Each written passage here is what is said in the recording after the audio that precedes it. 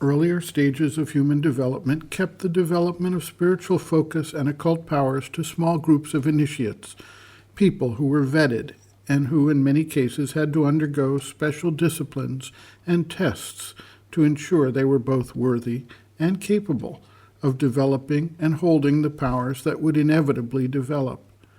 This brought about an age that created the teacher-student, guru-shishya relationships, and eventually the development of ashrams, training institutions, and schools for teaching the disciplines and practices to the selected students.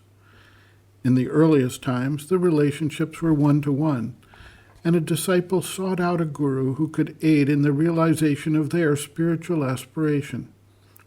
The teachings were kept as mysteries and shrouded by multiple levels of secrecy.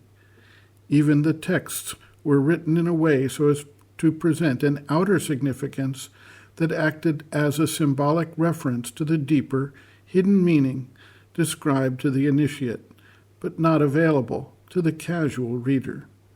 The Rig Veda, as a specific example, was written to have a dual sense of various terms, an outer term for the uninitiated and an inner sense for those in the know. Sri Aurobindo detailed this in his book, The Secret of the Veda, and described the doctrine of the mystics in his book, Hymns to the Mystic Fire. We see a dramatic change has occurred whereby much of the knowledge kept secret and protected behind walls of initiation in former times is now widely made available worldwide through explanatory texts, internet courses, and a proliferation of teachers and gurus who make these teachings available to thousands, tens of thousands, or hundreds of thousands of disciples.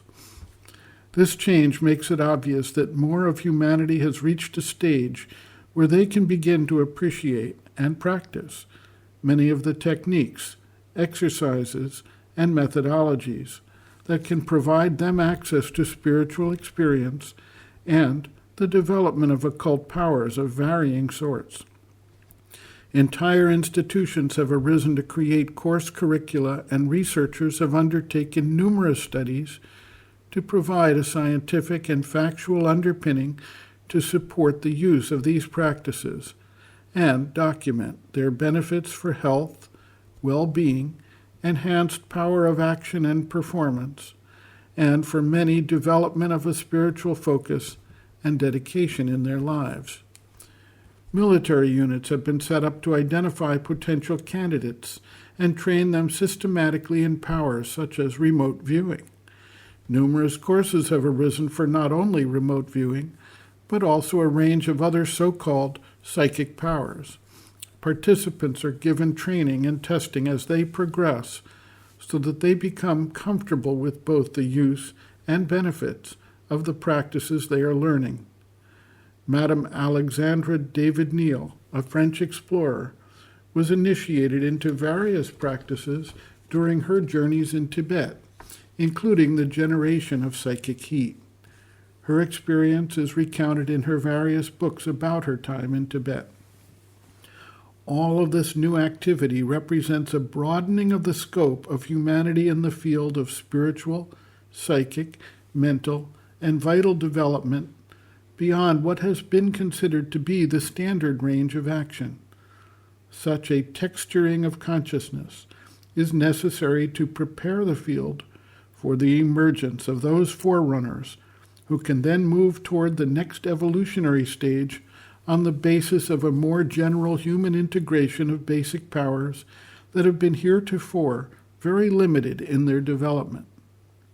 Dr. Dalal observes, quote, "One of the signs of the dawning of the New Age, adumbrated by Sri Aurobindo and others, is that more and more people are seeking the development of powers within, as evidenced by the emergence of the human potential movement, training courses for the enhancement of sensory and paranormal abilities, devices for expansion of consciousness, trying to develop the inside from outside, and the increasing popularity of meditation and other spiritual practices."